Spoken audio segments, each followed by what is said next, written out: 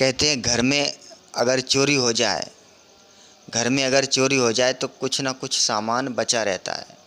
अगर घर में आग लग जाए तो कुछ नहीं बचता, सब कुछ जलकर खाक हो जाता है। उसी प्रकार जीवन में और विकार आ जाए तो कुछ ना कुछ पुण्याई, कुछ ना कुछ प्रसन्नता, कुछ ना कुछ खुशी बनी रहती है। परंतु अगर जीवन में क्रोध आ जाए तो जैसे अग्नि सब जलाकर स्वाह कर देती है, ऐसे ही क्रोध हमारे जीवन की खुशी, हमारे जीवन की प्रसन्नता, हमारे जीवन की समृद्धि सब कुछ नष्ट कर डालता है। इसलिए प्रयत्नपूर्वक इस क्रोध से बचना चाहिए।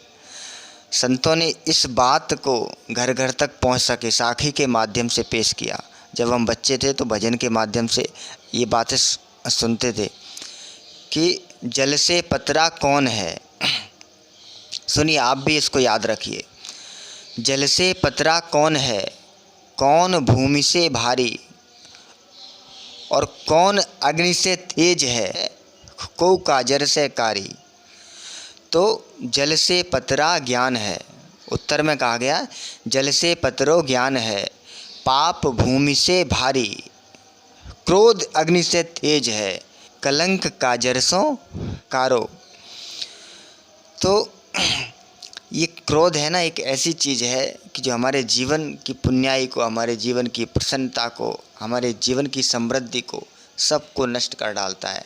प्रयत्नपूर्वक इस क्रोध से बचना चाहिए। अब इस क्रोध से कैसे बचे, एक छोटा सा प्रयोग मैं बताऊंगा, जिसको जीवन में आप फॉलो करेंगे तो मैं निश्चित रूप से कह सकता हूं आपका 90% क्रोध कंट्रोल में हो जाएगा और सब कर सकते। बड़ा सरल है। भोजन तो करते ही है। जिस समय भोजन करते हो घड़ी सामने रख लो, 32 मिनट तक। मुंह में दांत कितने होते? 32। तो ऐसे ही 32 मिनट तक आपको भोजन को चबा चबा कर करना है। कुछ लोग क्या करते हैं कि जल्दी जल्दी भोजन किया, 10-5 मिनट में भोजन निपटा करके जैसे कोई आफत निपटाई हो। जिस शरीर से आप 24 घंटे काम लेते हो, जिस शरीर को वेश मानकर आप चलते हो, उसके लिए आप आधा घंटा नहीं निकाल सकते हो। आप 32 मिनट तक घड़ी रख लो सामने और चबा चबा कर धीरे धीरे भोजन करिए। जिनके जीवन में बहुत ज़्यादा क्रोध है, क्रोध से परेशान आ गए हों, मैं निश्चित रूप से कह सकता हूँ कि आपका क्रोध 90% खत्म हो जाएगा, जीवन में शांति आ जाएगी। और क्रोध की मूल वजह क्या है? कामना है।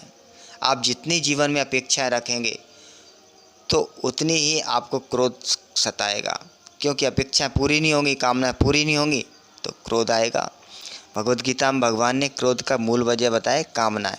अपेक्षाएं कम रखें, निरपेक्ष रहना सीखो। क्या किसी से लेना, क्या किसी से देना। आनंद में जियो, स्वावलंबी जीवन जियो, किसी से अपेक्षा रहित जीवन। और ये प्रयोग भोजन को चबा चबा करके कहते हैं। भोजन खाने को पीना चाहिए और पीने को खाना चाहिए। इसका अर्थ क्या है कि खाने को इतना चबाओ वो पानी बन जाए, पियो। और पानी को खाना चाहिए, पानी को एकदम जल्दी जल्दी पी लिया नहीं, धीरे धीरे घूंट घूंट करके स्वाद लेते हुए। कहते हैं जल में रस मैं हूँ, भगवान ने कहा ना। तो उसका रस लेते हुए, आनंद लेते हुए, इस प्रकार आप भोजन में ध्यान रखेंगे तो आपका क्रोध खत्म हो जाएगा। आप निश्चिंत आनंदपूर्वक जीवन जिएंगे। वीडियो अच्छी लगे तो लाइक करना, सब्सक्राइब और शेयर करना। मिलते हैं अगले वीडियो में। तब तक के लिए जय श्री राम, जय श्री कृष्णा।